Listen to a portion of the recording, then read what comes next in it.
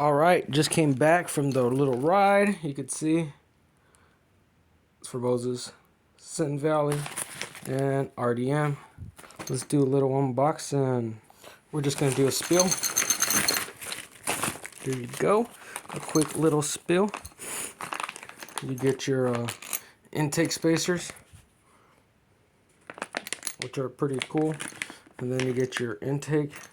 I don't know if they're perfectly leveled, but they have little lines. You know, maybe it's better to use fine sandpaper and smooth them down, make the surface more flat. I'll open these up right now. Like it says RDM USA, so that's cool. It says USA. I'm all about the support the USA brands, as long as they make them just as good as they used to. And this cover, which really thin. Well, it's actually not that thin. It's kind of thick, but it's really light. So, you know, it's kind of good that it's light, because this piece, it's not going to get hit, you know. You want it light. It's a racing engine. I guess the weight's on the actual crank itself, so, you know, that's why the motor feels kind of big. And let's see it on the motor. I'll unbox these while I also show you the motor. Here we go. Let's get that motor out. Just what the doctor ordered, which I am the doctor, and this is my surgeon. Like I said, cover. Let's look at that intake, people. Maybe one day I'll do a better with wow lighting, more edited, more clean cut video of all these parts. But at the moment, I'm in the works trying to maybe receive a tripod. And if I get a tripod, I'll definitely do cleaner edited videos, and I'll do it during the daytime, and I'll actually dedicate myself to make better videos. Maybe you could even shave some of this lip right here to give it more airflow, but hey, I don't care. And then spacers. Actually, this spacer here alone feels heavier than this, which for sure these two spacers is heavier than this, but we're gonna check it out. And last time you seen my motor, I actually got a magneto, so Magneto. Then also I'm gonna install the stage 2 plate. If you're not too sure what's a stage 2, look these up at RDM menu, or like almost RDM menu, but just put rdmenu.com, and you'll find these. See, it's a better nut right here. I actually do this on my stock clutch plates as well. Not many people do. And yeah, so that's cool. And then these are really thick, and this is stainless or metal. And then I have the CDI, which is KTM. You can see how much it cost me. I did not get no special cut.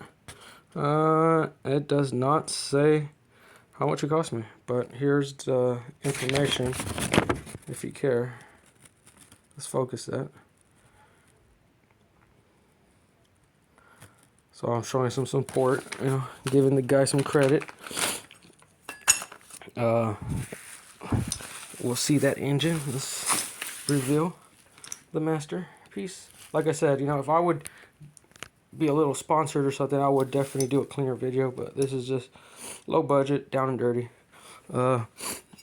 Sucks that this cover did not come with any nuts and bolts, which the intake comes with nuts and bolts.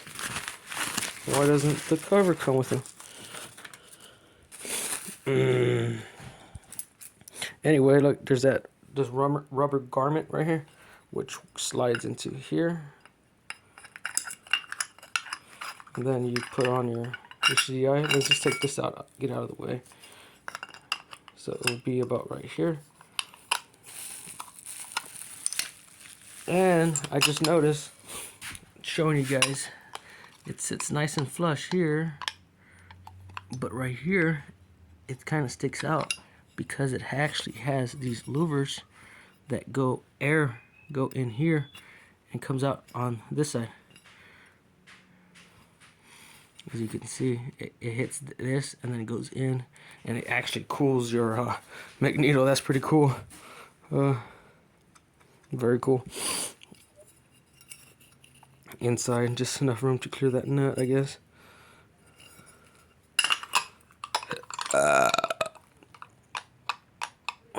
Maybe it's hitting the nut. Who knows? Maybe I just gotta tighten it. Oh.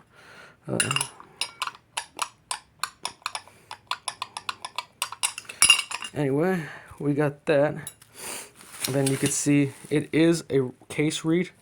This motor is a case read. You look at that balanced crank. You know, if you're into that high-end RCs, or you're into the high-end fancy USA made quality parts, you know, this is something you should check out on. Look, the intake just slides right in. Even has a slot for this right here. It's actually pretty small. Like, if you think about it, it's a really small intake, but look how big the intake opening is. The intake opening is actually pretty big. If I cut out in some of this video, it's because I was maybe covering the microphone. And then, like, this is a spacer. This is the 10mm spacer, which Ryan claims that he was using at the race. So there's that. Which I seen videos where the intake would go a little bit further out. But I might just go with the 5mm. I don't think that's gonna make a big difference. I only got him because I guess he made a flaw in his design or something, which he made them smaller or something, and or maybe that's what he wanted at one point, and then he realized he wanted to run spacers, or he just wants to sell you aluminum shims and stuff. I don't know, but check that out, you know, with the thing. And actually, my reeds are gonna come. I don't know when. Maybe like this month, but like maybe closer to the end. I didn't order no fancy reeds, but if somebody has a link for a good price for some quality reeds, I don't really care for carbon fiber reeds. I actually never ran them, but you know, if they're carbon fiber, they're carbon fiber. But as long as they're affordable, I'm thinking like around $50 at the most. You know, I know they go for like 120, but if you know that right now they're doing like a promotion or a buy right now type of deal. Actually, I'm gonna put this spacer over this right here. So give me a second. I just put the 10mm spacer right here for looks. To have like the indentation. It actually looks pretty cool, I think. But you know, you probably can't run it like that because you need a hose clamp on right here. And the nice thing, it does have these little ridges here, so the lip will grab your hose and hopefully stop any leakage. You can even put some gasket maker on it and then slide the tube on there and tighten it down if you're never going to remove it. I'm going to run 5mm spacers. People are running 10, but I'm going to go with the 5 just to figure if that's what it needs, and then if it fucks around with it, and I dial it to where I want it, and then I realize, you know what? I wonder what it does with the 10mm piece. I just noticed this case has this piece that wasn't cut right. Hopefully none of this is in the case. Hopefully he does it right. But yeah, check it out, guys. This is like right here. It's like some of these internet people call it engine porn. Definitely engine porn right here.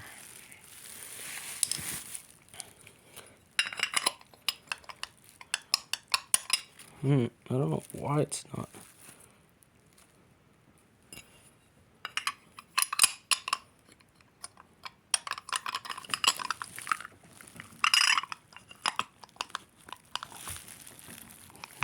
Well, I'll figure out why it's not closing.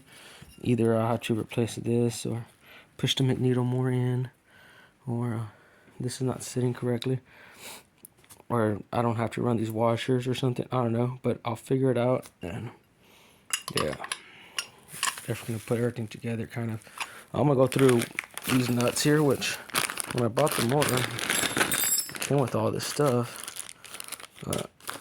Not the clutch pads, just this stuff.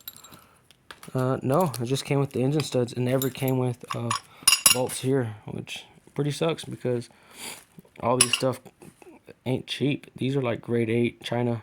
So yeah, long video, but hey, it's one step closer. I just need someone to message Ryan and let him know. Message me back. I need a top end. I need a cylinder and head. I want to see if I could do a nice clean edit video and maybe